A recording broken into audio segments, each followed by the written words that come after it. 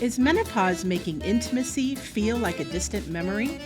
In this episode, we're tackling what it really means to bring desire back into our lives, exploring everything from body image and energy to the emotional blocks that can sneak in. We'll share real stories, discuss using aphrodisiacs and lubricants, and dive into why open communication with your partner matters now more than ever. Let's break down the taboos and discover how to embrace and celebrate your sexuality at any age. So stay tuned. This episode of the Menowave Lounge, Hot Flashes and Cool Conversations is one you won't want to miss. Hi, everyone. Welcome back to the Menowave Lounge, Hot Flashes and Cool Conversations. I'm Coach Robin, and this is Coach Marti, and we are here with Coach Allie, and we're talking about how to heat up our libido and our sex life and how to get that back. And last week, we talked a little bit about the she, be, me, and we're going to continue that conversation. So, hey, Marti, how are you doing? And welcome in, Coach Allie. Yes, I am fantastic. Thank you, Robin. And welcome back, Coach Allie. Just to remind our audience, if you didn't listen to us last week, please go back and listen. There's such amazing information shared, and we're picking up that conversation. As a reminder, our guest today is Allie Thiess. She is a board-certified sexologist, podcast host, and relationship expert, renowned for her innovative approach to holistic sexual wellness. Last week, we started talking about her signature She, Be, Me whole woman framework to address the multifaceted nature of women's sexuality. We got through the first part, the SHE, the S, and correct me if I'm wrong, Allie, I'm trying to do this from memory, but it was spirituality and how that factors in. H was talking about for health, for both physical and mental health. And the E, which was so powerful for me, I have all these ideas that I need to change for my bedroom, was our actual environment of our bedroom, of our home. I'm looking around my bedroom right now, and which is where I record this podcast. But when we moved into this house a few months ago, we decorated everything else. There's nothing on our walls in here. I mean, it's clean. I mean, it's tidy, but really, literally, we have a bed and our TV on my dresser. So I'm thinking I need to get some candles. I need to deal with some lighting and like even get some imagery on the walls that are going to help create. I never thought about it, Allie, to create a more sensual and environment conducive to more easily slipping into that frame of mind to want to have sex. So thank you so much for sharing that. Welcome back. Anything you want to add, Allie, that maybe we didn't get a chance to talk to you about last week before we move into the be and me part of your framework?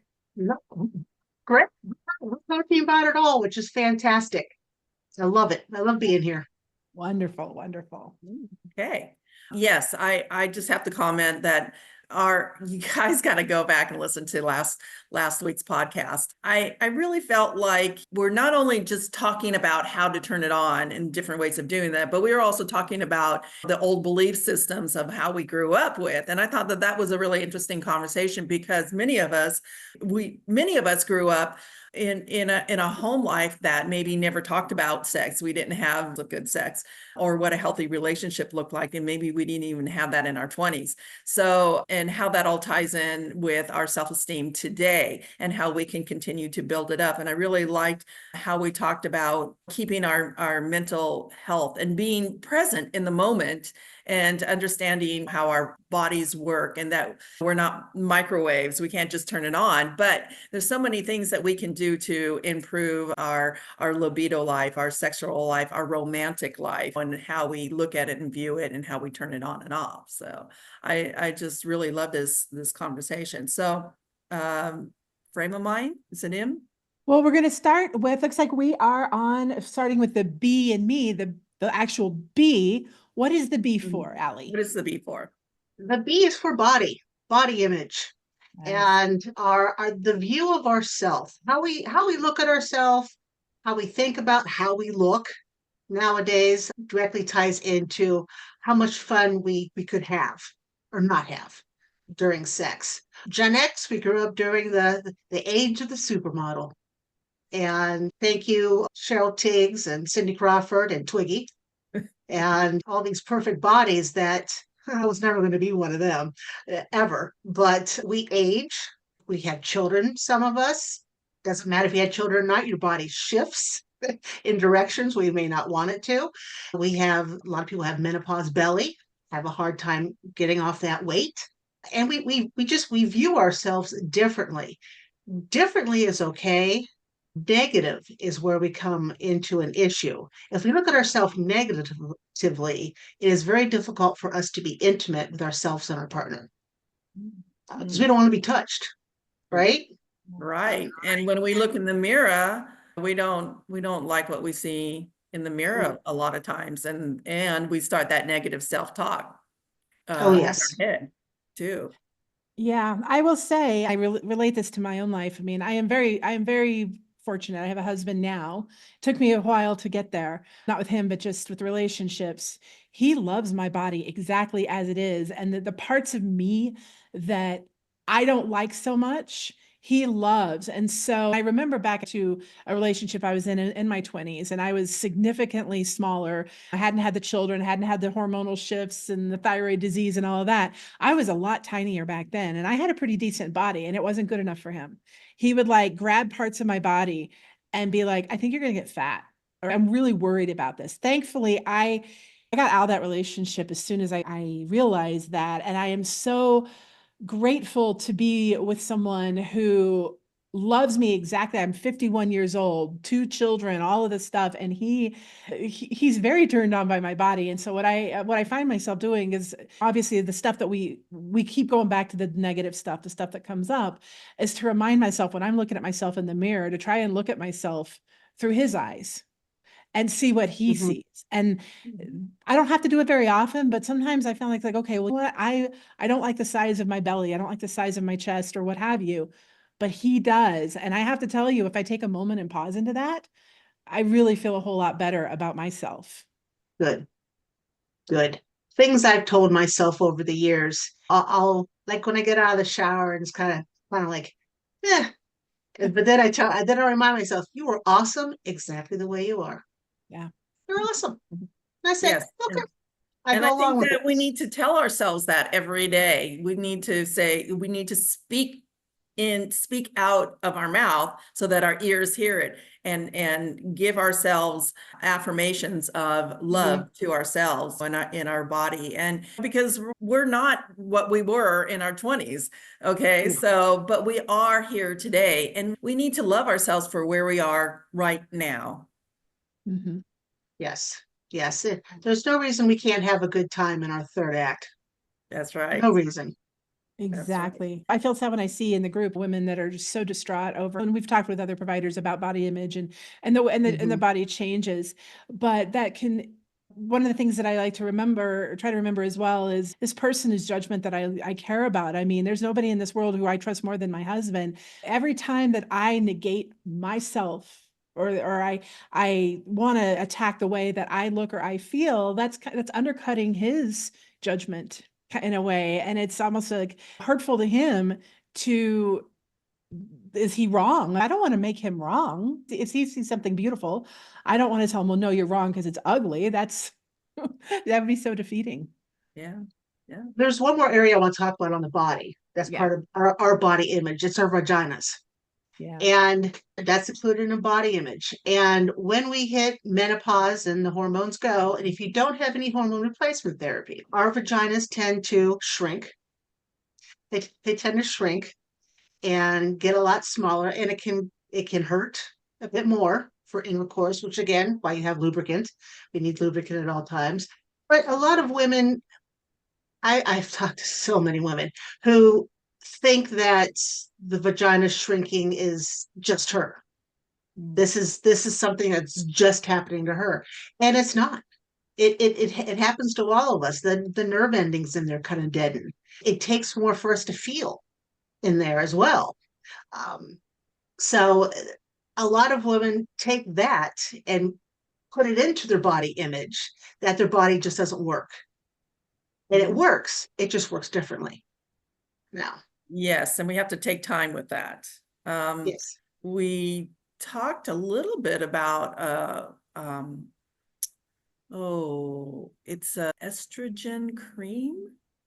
Marti. Speaking. Yeah, there's vaginal estrogen that Yeah. we've learned about that can absolutely help. It works differently. Our bodies don't absorb it like if we were to take it in other ways. So oftentimes, and from what we've learned, it can be safe for even people that maybe couldn't take regular hormone replacement other ways. Another thing that we learned from one of our providers is just even the thought of a vaginal moisturizer. You can buy it over the counter. And I Yes. went out to Amazon and I bought them, and definitely, I mean, there's no hormones in that, but it really can make a difference, especially if you're experiencing that dryness or frequent UTIs or just pain. Very, very Yeah. helpful. And I didn't know any of this existed. We didn't talk about it, right? We've never really No. talked about it. And I remember like my jaw dropping. It's like, I remember seeing like ads for like Replens and stuff back in the day. They don't even show these ads anymore, but I remember being like, huh? That's a thing. I never even asked about it. My mom changed the channel and That was it. that's exactly right. It's like, oh my goodness, this is like, yes, we need this now. And this is what this is for. I remember telling like a bunch of my friends, it's like, hey, did you know that this even existed and what it was for? And sure enough, Yes. a lot of them didn't. Yeah, that's true. We have a lot more information products available to us and in a non-sleazy way. And I think also too, we're a lot more accepting of our body image in the public eye. Gone are the days of the supermodel, you have to look skinny as a stick, and more is being like proud of who you are. And as long as you're being in health, then body image is a wonderful thing. You can now look at and I say that now, but you can now see that you can look at yourself in a loving, caring way and just say, yeah, I'm a sexy woman, even though I've got a little bit, because health looks different for us now than it did in our 20s. And we don't have to compare ourselves to then to now. So yeah, definitely start looking at yourself with new eyes. Yeah. Then that moves us into the next E. Which is energy. And Energy. And I'm not talking about physical energy. I'm talking about, my belief is that everybody has an aura around them. And even Einstein said that everything is energy. Everything around us is energy. It just vibrates at a different level, solid things as compared to liquid or whatnot. And when your energy, the energy around you is, I call suffering a hiccup, or kind of like maybe a car accident. Some people are like a car accident in their energy, and it all just stops to flow around. That could um, potentially influence. That's the word I'm looking for. Potentially influence how everything else works out, whether it does or does not. Well, So the aura. It can definitely block our energy too. Yeah. And I really like what you're saying about energy and vibration. And I don't think that we really understand what vibrational level is. This is something that's been kind of coming up in different conversations, is understanding where your vibrational level is.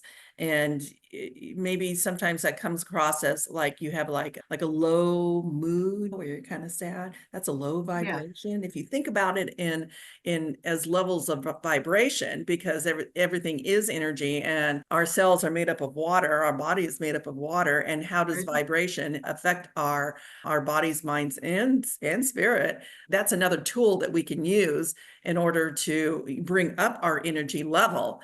And sometimes it's just movement, sometimes it's food, sometimes it's what we're listening to. There's so many things that affect us, and that it's another way of looking at your energy level is through vibration.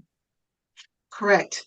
And everyone's different on what will raise their vibration. When you're in I call it a crappy mood. When you're in a crappy mood, your energy is very heavy. It's very low. You're not vibrating at a high level.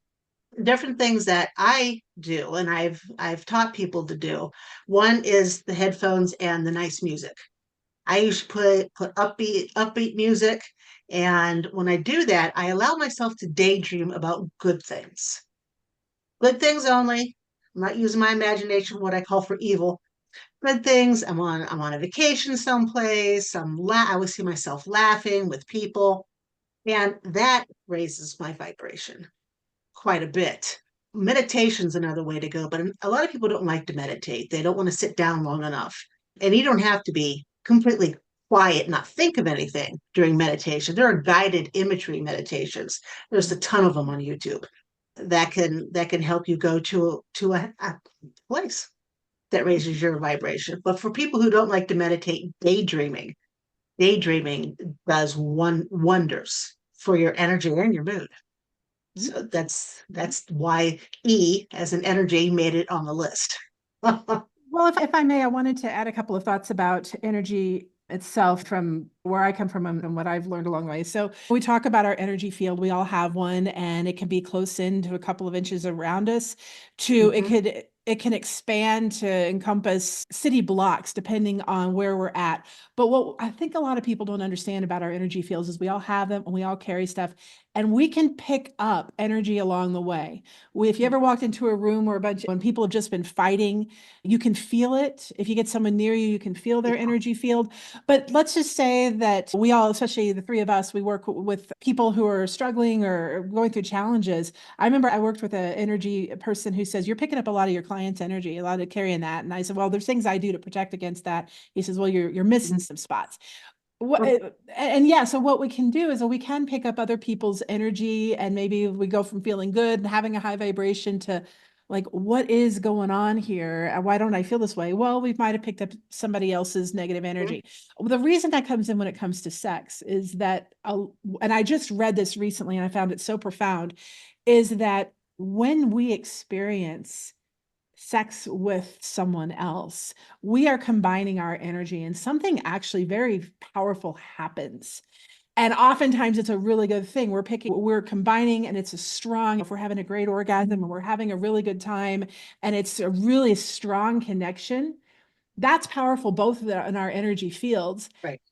And also though, if we're not, if for a variety of reasons, it's not a good experience, we're also picking that up as well. And a lot of us may be carrying around bits of negative sexual energy or lower vibration energy that we've picked up along the way that it's there. And that can be an obstacle into getting that. And so there's ways of clearing out that energy field. I do it every day in the shower, just run through and imagine as that water is coming over me, that I'm just cleaning off. I'm releasing energy that I may have picked up that belonged to somebody else. I'm calling back any energy that I may have left somewhere else.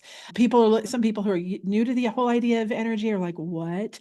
But very powerful. It shows up because when you have that really strong sexual energy with someone, it really does. Awesome. It's a powerful force. It really is. When you have sex with somebody, not only does your energy combine, there's an exchange. Yes. Some of their energy goes to you and you go to them. And so whatever you're carrying around, if you're in a good mood, your good mood goes to them. If you're in a really bad mood, that also goes to them, and vice versa. So I had to think about to my 20s,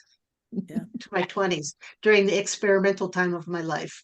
And energy exchange just happened during the 20s. I do like to cleanse my energy like you, and there are many different ways to do it. Two of my favorites to learn about energy, one is Denise Linn, Linn, and the other is Cindy Dale. Both of those are real good with energy work, as is Robert Bruce. But they also teach you how to cut. There's a whole thing about cutting cords because I was just going to bring that up too, about when you have that sexual energy with somebody, if it's a negative energy, or say it's a soul connection is what it is. It's a soul tie. And if you leave that relationship, you're still connected to that person. Exactly. So going through and cleaning out and breaking those ties can give you back your energy and your vitality. We could actually do a whole podcast. We could do a whole show on this. Vibration and connection. I've been working with energy since I was about 10 years old. So we really could be talking about this probably all day. And the thing about it is those cords you're talking about, when you allow your thoughts to go to them, the cord strengthens. So every time you're thinking about an ex, it's the cord that attaches to both of you just gets a little bit bigger, a little bit in deeper every single time, which is why an ex is an ex for a reason. do not think about them. Do Yeah. not think about them. You don't ever get loose of them, ever. Yeah, and that's very true. And once again, if you want to know more about how to break those ties, come talk to us. Yeah, And I think that that's a great thing we need to do, a podcast on vibration, you guys. I'd love to talk about that. Yeah, It's very exciting, completely off. I mean, it's the same subject about sex, but with energy as well. I created a whole way to have energy sex, to be closer to your partner that way. But Mm, that's that again, whole other conversation. Yeah. But energy, I think, is important. And if I know my client isn't well versed when it comes to energy, or thinks it's just a bunch of woo woo and it doesn't make any sense, we do exercises. We do exercises, and I get their input of what's going on, what do they feel, etc. And then they're kind of like, really? yeah. Really? And then the light bulb kind of kicks on, and we can work more with that part of she be me. Yeah. But yeah, energy's It's another level. It's really, it goes deeper into the relationship and the connection, and it actually brings out another healthy level in your your connection with that person. And that's not correct. necessarily just the physical, but it's also the mental and the spiritual connection. And I know that sometimes I can get around people and it's just like that energy is like, whoa, you can just feel it, you can just sense it. And I've had people say that about me as well. And it's like you can Yeah. meet somebody and then instantly be connected, and you're connected on a vibrational level or a spiritual level. So there's definitely a lot to it. And I think it's wise to at least be open to the conversation. And maybe when you're thinking about your partner, where's your vibration with your partner? And that changes throughout the day, depending on your mood or his mood. I mean, I know if I'm in a bad mood, it affects him. And if I'm in a good mood, it affects him too. So just keeping that dynamic in awareness in front of you is really important, that you can control how you change that vibration too. You Mhm. can. And I want to piggyback on that when it comes to energy and sex and having orgasms. Even although orgasms in menopause take longer, it takes longer to get there, but we can. So don't despair. An orgasm just immediately gives us a whole lift in vibration. I mean, it goes boom. And since I have been working with energy most of my life, my energy is very strong. And I've always find it interesting when I walk into a room anywhere, everyone turns and looks, and nobody knows why. And I keep I face my eyes hit the ground and I walk. So I'm like, I don't want to look at these people looking at me. But that's what happens when your energy is high. You attract things, people notice you, and that's a give and take with your partner. If your energy is high, your partner's going to want to be with you more. If their energy is high, you're going to want to be with them more. It's Mhm. that whole attraction and the nice big comfy bubble. Yes, yes, it is. Yeah, I notice that too. When I walk into public places, I get heads turned and I'm like, Heads turn. and what? I just put on a smile and smile at them and be very pleasant. And then I go about doing whatever I have to do. But yeah, notice it next time you walk into a store or a public place. Who's turning and being attracted to you? Or who are you being attracted to? And you don't have to go up and talk to them, but just notice it. It's very interesting. It is. Okay. Gosh, I love that conversation so much. Yeah. But we do want to move into the Yes. So M for mind. Mm. And as I said in the last episode, our brain is our largest sex organ. Everything goes through there. It has the ability to let things flow. And it has an ability to put a kibosh on everything. Just stop it stone cold, which is why the romance books work well for a lot of people. Not everybody, because not everything works for every single female on the planet. But if you're not, this goes back to the mental health too for the H. If your mind is not in the right spot, and if you are not present during intimacy or just present in life, it's going to be very, very difficult to be able to engage in intimacy and even mildly enjoy it. It really will be a check off your list. And nobody wants that. Not if you've been, especially with a husband or partner you've been with they don't want you just to check it off. They want you to enjoy it as much as they're trying to. And that's why the mind has to be engaged in the present and not thinking of your to-do list as soon as you get out of there. So the mind plays a big part. Are men and women different on that aspect? Because are they more, it's more of a touch thing? Because I'm thinking back to like your mind isn't in it, or we're not in the present. We're thinking about the to-do list, or thinking about how tired we are, and all of a sudden they come up and they start trying to get handsy. Right. I know, like in my mind, I'm like, get away from me. But meanwhile, if he's in a mood or whatever, all I have to do is get a little handsy, and he's like, well, hey, baby, come on.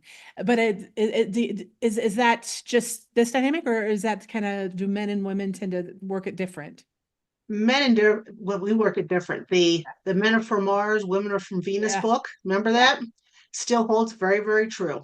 I don't know why we've been built so opposite in so many ways. Yeah. Would have been nice to have something on the same track. But no, men are very physical people.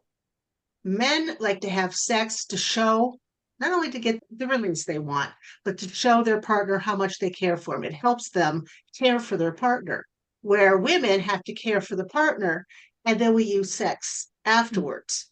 So it's complete opposite. And when we turn down our partners, it's that's why they think, well, they don't love me anymore, because this is how I show you I love you, but you're not going to show it to me. And it completely defeats him.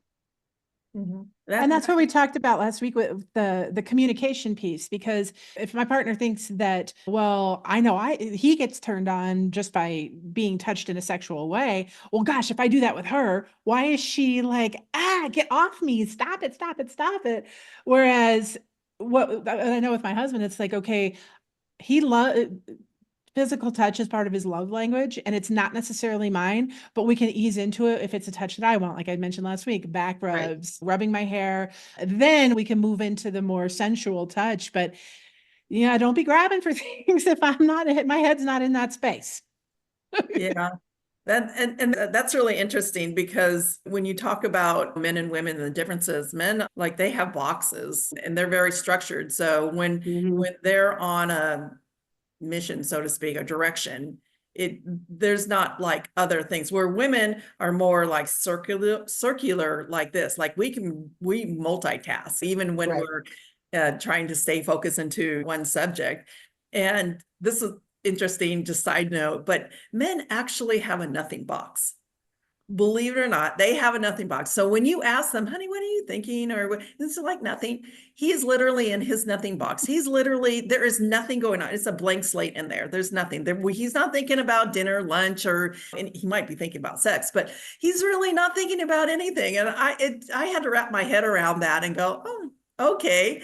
And it's just so funny how men think about things so much differently than women do. And so I think you have to take that into consideration with your partner, is that they may not be thinking the same way that you, or seeing it the same way, because once again, sex for them is not only pleasure, but it's serving a masculine purpose. They're showing you that they're protecting you, they're loving you, you're theirs. They want to make you happy. It's a way of pleasing you. It's a very different masculine approach from men's place. They don't think of it. It's like, this is my woman, and I'm taking care of her. I'm giving her pleasure, and this is important to them. Profound. Yes, I'm sitting there thinking of how a nothing box. It's like and so if I can't even have a nothing box, I'm thinking like, how is that possible? But that's I would love to have a nothing box. I know, thinking about there's something, so that's something if there's nothing. So they're so. I know, when I saw that, it just kind of blew me away. A nothing box, and all their boxes don't touch, they don't connect, they don't overlap or anything like that. And so when they get stuck on a certain track, that's the track that they are on for a while until they choose to change it. But yeah, men have a nothing box. Meanwhile, I've got this whole stream of consciousness going on, going from thought to thought to thought to thought to thought. And I'm sorry, what were you saying, Allie? I was just going to say, so are they in their nothing box when they send you a dick pic? What is that about? My goodness. Like, why? I have this friend. She is beautiful, and she is smart, and she is divorced.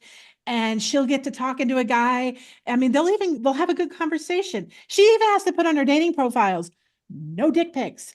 And yet she still gets them. Like, why do they have to share that? We don't want to see We don't want to that. see it. It's a primary thing. It's like a dog peeing on a tree, right? I mean, Like, why? it's a primary caveman thing. It's like, I'm well endowed. I can Exactly. give Looky you. me. Look what I got. Thank you. No, I can still get it up. Here's the proof. maybe And that that's it. picture might have been taken like a year before, a year I earlier. didn't even think about that, Robin, is because typically, they're our age, late 40s, 50s. So it's like, maybe it's proof that I'm still virile. I can still That's make true. it happen. Yeah, caveman. Go right back to it's very simple. Men are they're very simple. I'm not trying to put Very them down, simple. but their thinking is very simple, and it's not like a woman's thought process. That's an interesting, I'll have to bring that up. I'm like, maybe that's the reason. He's just trying to show that, hey, look at what I can, I still got it. Should be like, great. That's what I always wanted. All right. So that brings us to the last E, Allie, which is, Emotions. yes. We have to be in the right emotional state in order to enjoy sex. We can't be depression, anxiety, no crying. We can't be crying. We Still have to crying be, in in our happy place. happy place. There has to be a happy place that we like. Our little happy place box that we can step into for our emotions. Yes. If they're all over the board, it's not going to be fun for you, and it's not going to be fun for them. It might be over really quick for them, so they can get the heck out of Dodge. However, I will say that sex can bring up a lot of emotions. It can. So crying afterwards, that's something different. Yeah. If you cry, Exactly. if you cry after sex, after all the emotions come up, this is like crying before, like you're so upset about something. Like, I would be crying over if I had one of my animals died. If I'm crying over that and my emotions are all over the board, and he's like, "Come on, baby," like, oh. My ex-husband actually, the morning of my grandfather's funeral, wanted to have sex, and I'm like, no, there's my emotions are every place else. I'm very sad at this point in time. I just remember the huge fight that blew up after that. But yeah, emotions need to be, they don't have to be perfect. There's no such thing as perfect anything, but they need to be somewhere on the happiness scale. Somewhere. Could be at the low end, but it's still someplace there. Yes. And once again, I think this goes back to your romance novels and putting you into your happy place. The whole mindset about getting ready for your happy place. So if you have your little rituals like turning on your candles and lowering the lights and smelling good and everything, that should also be putting you into your happy place emotionally as well. So you got to check that box when you're getting ready too. Correct. So I don't think the pharmaceutical world is going to be able to come up with a pill that helps the libido. Not one, because there's so many different things. They have to put their hat into so many different levels of us. Yeah. I don't know, at least that they could come up with one. I could be wrong. Well, doesn't that go into flowing to our next topic, which is aphrodisiacs? Oh, I love aphrodisiacs. Yes. Yeah. So what are they? them. Do you mind sharing what is an aphrodisiac? Aphrodisiac is a piece of food or a spice, sometimes a poison, believe it or not, that can usually raises the blood level, your blood level, your pressure. That's what I'm trying to say. Your pressure, and kind of lowers inhibitions. Some of them make you feel all warm and queasy, not queasy inside. What am I looking for? Gooey or warm or squishy inside. Warm and fuzzy, because warm and turned on. Yeah. Really. They've been around for thousands of years. They started in, I think, China thousands of years ago. And you don't think we eat a lot of these in our day-to-day meals, which I find interesting. The normal everyday kind of aphrodisiacs, something you could find in your supermarket, not some contraption you have to get in from Taiwan. It could be something like pomegranate, chocolate, honey, chili powder. I think it's called maca, M-A-C-A, maca. Of course, we have ginseng. There's oysters. Isn't like a good oyster? Asparagus, because of their phallic look to it. Yes. Yeah. Same with bananas because of the phallic look and the way you eat them, unless you chop them up. It's very sexually turning on. So if you add some of these things, if you made yourself an aphrodisiac meal, or make yourself an aphrodisiac cocktail or mocktail, maybe that could be part of your routine before you head to sexy time. A lot of women find a couple of glasses of wine to get us in the mood. Some women have found that cannabis is a helpful substance to help get them there. What are your thoughts on those kinds of substances for aphrodisiac? I say sure. Whatever works for you. Okay. Whatever works for you is perfect. You just don't want to go overboard. That's what we say about everything, don't we? Yeah. Unless it's sex. Then we say go for it. Yeah. Too much of a good thing is just too much. So you want to be able to regulate your level, maybe a glass, maybe second glass of wine. But then if you go after that, you might be too drunk to enjoy yourself. Right. Of course, it is Gen X, so you might have to have the whole bottle in order to be too drunk to enjoy yourself. And then cannabis, you did a gummy. A gummy should put you in the mood without a problem. Sure. So I think that I wanted to circle back because we had talked about the magic pill, and there really isn't a magic pill. There's a combination of things. Yes. And I would suggest know what that combination is before you get into your happy time, else you could end up falling asleep in the middle of it. But yeah, cannabis is one of those things. Everybody has a different opinion about them, and you should really understand what you're engaging in. Some people are very knowledgeable about it. Some people aren't. Gummies can know where your limits are when it comes to cannabis. And also too, another big thing right now is microdosing with mushrooms.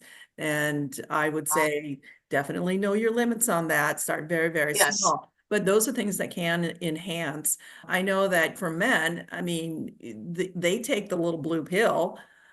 I mean, and I understand that there is something like that similar for women to take. So these are just tools in the toolbox. Know that they are available, and make sure that if you speak to an expert about it before you engage, know what because we're not endorsing anything. Okay. I just want to say that right now. We're not telling you to go out and do these, but we are saying that these are things that are out there. They're available. And if you want to engage in those, yeah, they can definitely give you a great time. They can enhance your sex. So there you go, ladies. Definitely. So getting around to a mocktail and a cocktail, what do you suggest? Pomegranate, it's good for you. I mean, not only is it an aphrodisiac, the fruit itself is good for you. Yeah. So it's kind of like a win-win with that. And mocktails are on the rise. Yeah. Much on the rise. People get tired of the after effects of alcohol. So they're sober bars, the whole 9 yards. I think it's wonderful. Yeah, definitely worth looking into. There's definitely products out there that taste amazing. And like you said, will leave you with no nasty hangover the next day. Love the idea of aphrodisiacs. I just kind of want to circle back to that. Oysters. Oh, you were talking about orange blossom? Oh, orange blossom, yes, as an essential oil. Orange blossom as an essential oil helps the libido. And the citrus part of it helps with physical energy. So it's kind of like does double duty. Orange blossom does. It's a nice crisp scent, but not to be used before you try to go to sleep. If you have a hard time sleeping, it'll keep you awake. So this is for that afternoon delight time. And you can put it on your pulse points. You can put it in a diffuser in your bedroom. Have the nice aroma just kind of circulating around for both of you. So orange blossom is fantastic. Clary sage as an essential oil is good, and so is ylang-ylang. Now, ylang-ylang, it's a wonderful aphrodisiac. Ylang-ylang. I just like saying it, Yeah. I know. frankly. I got for Christmas last year, my son got me this little sampler of these little, just tiny little vials of these little scents. And Orange Blossom was one of them. Ylang Ylang was another one. And I'm like, why do I love these? Interesting point about clary sage. It's also good for hormone balancing. I remember when I was, so it kind of does double duty as we're going through this stage. Question on diffusing the orange blossom. I've read that like some of this more citrus essential oils can be harmful to pets if they're breathing that in. Is that something you found? It depends honestly where you buy the orange blossom. If you're getting actual orange, you're good. Good. Okay. If it's some sort of synthetic orange, then that's what you have to watch out for. My 13 cats and my one dog, they are around orange quite a bit here. And yeah, they're all good to go. Nothing has happened to anybody. That's because I make sure I buy real stuff. And real stuff's more expensive normally than the synthetic. But if you're going to use it, if you're going to spend the money and want it to work well, go all in. Yeah. So I wanted to talk a little bit about different types of lubricant, because some are made for doing different things. Should you have a lubricant with scent in it? Or is there a water base versus a gel base? The scent is all up to the person. A lot of scent-based, I am hearing, burn. So you need to be very, very careful with those. I would buy it if you want to try a scent. I'd buy it, put a little in your vaginal opening to see what it feels like. Make sure you have a washcloth, a wet washcloth nearby, in case it doesn't feel well. That way you can wipe it out fast. We need lubricants that last. If we're having intercourse or we're playing with a toy and we're inserting something, and if we do a couple thrusts and the lubricant's gone, well, our vagina is not going to be very happy. It's not going to be in its happy place. It's going to be in the no-no spot. So lubricant that lasts, something like one of my favorites is Quim, Quim.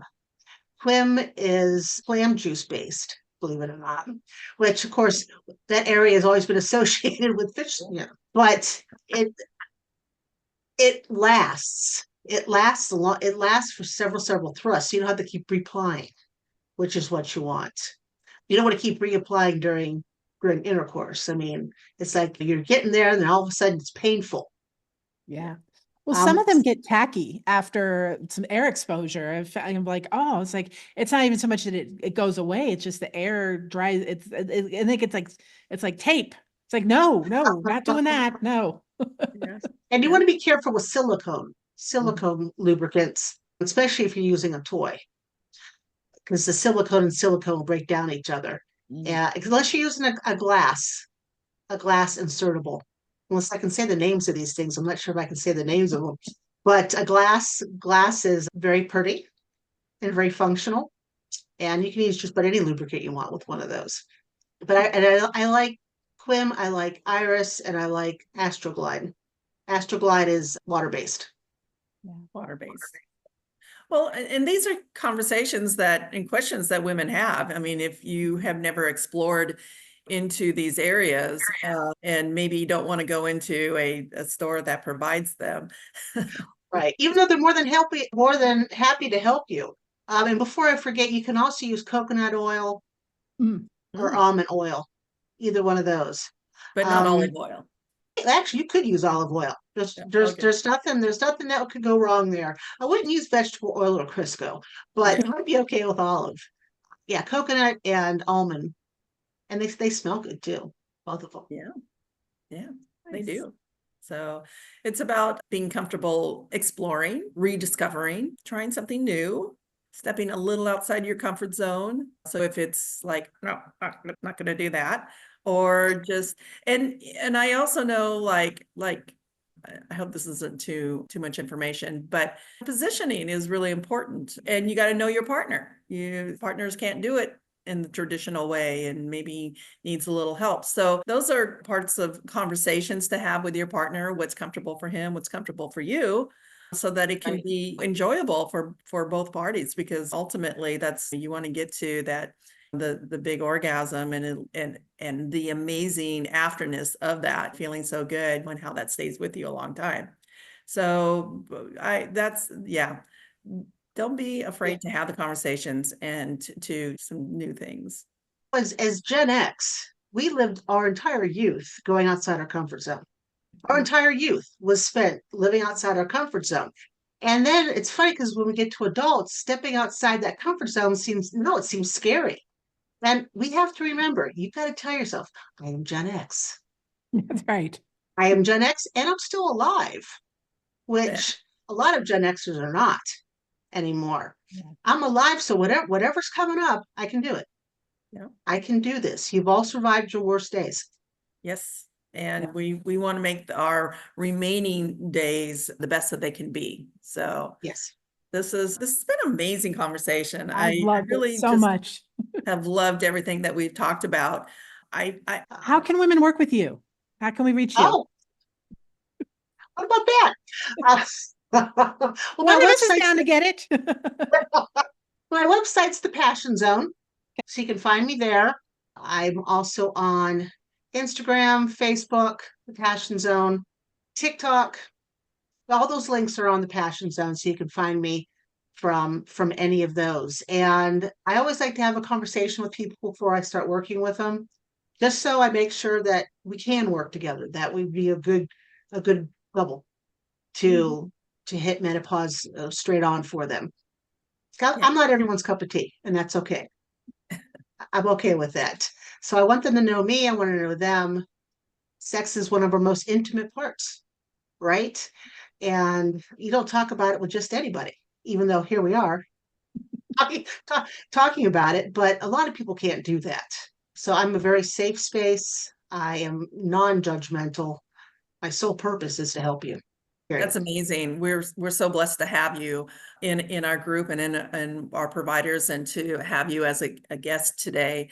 I think so. Final thoughts for me are just becoming aware that there's so much more out there to enhance our experience on many levels: our emotions, our mental, our physical, our energy levels, our vibration levels, things to tune into to encourage us to enjoy our sexual encounters with our partners. And I love the romantic novel idea. In fact, I'm going to start that right away. So if our listeners just take one or two things away from this, try something, just try anything, and just start small and start finding out what you like and rediscover yourself again. Marti? I think my takeaway is we all come back to this: give ourselves grace in this, and to avoid the temptation to come down on ourselves so much, or freak out, or worry that something is horribly, horribly wrong. And when we can get out of that fear, get out of that shame, get out of that beating ourselves up because our bodies aren't responding the way that we want them to, our minds aren't, understanding that we've had all these changes going on hormonally and mentally. And what's really been resonating with me, as always, is the emotional piece, the mental piece, the energetic piece, and understand that that is a thing. It's going to take us a little longer than it used to get there. But if we're willing to keep an open mind, if we're willing to understand that about ourselves and problem solve, like you said, Allie, we're Gen X, we've survived a lot, and we've stepped out of our comfort zones, and we also have that problem solving mentality. We've spent 2 episodes giving with Allie, sharing these amazing ideas of things. And if one thing doesn't do it for us, move on to the next, move on to the next. Something is going to click. And if we allow ourselves enough time and have a partner that we can communicate with and who is supportive, give it a little bit of time. Maybe at minute 15 of getting there, we're not quite there, but hey, minute 31, we're ready. Yeah. And it's going to be different. Accept that it's going to feel different. What worked for us back in our 20s changes now. And there may be stuff hey, I know this didn't used to do it for me before, but hey, I like that. When you find something that works, keep going, but stop throwing that negative, harsh judgment on ourselves. because we still get to enjoy sex. We are still that's such an important part of our lives, and Yeah. allow ourselves, just because it's different doesn't mean it has to go away. Yeah. Exactly. You both have summed up everything so well. Thank I you. just want to add one more thing, if I may. Mhm. Gen X, you're still alive. And I know I mentioned that before, but this is very important. You are still alive. You still have every day to go out there and live your best life. Get yourself off autopilot, go out there and have some fun with yourself and with your partner. Excellent. Absolutely. Excellent. Okay, everyone, this wraps up another episode of the Menowave Lounge. If you like our podcast, please subscribe, share this with your friends. We are on YouTube, we're on Spotify, we're on Amazon, we're on Apple, we're also on Facebook and Instagram. Tune in next time to the Menowave Lounge, hot flashes and cool conversations. Thank you for joining us in the Menowave Lounge. If you'd like to connect with Marti, Robin, our guests, or any of our expert Menowave care providers for personalized advice and support, head on over to our website at menowave.org and fill out an assessment that will match you with a provider who knows just how to help. Remember, you don't have to face menopause alone. Our team is here to provide the guidance and care you deserve. So, take that step towards reclaiming your well-being and connect with a Menowave care provider today. Thank you again for tuning in, and we'll catch you on the next episode of the Menowave Lounge, hot flashes and cool conversations.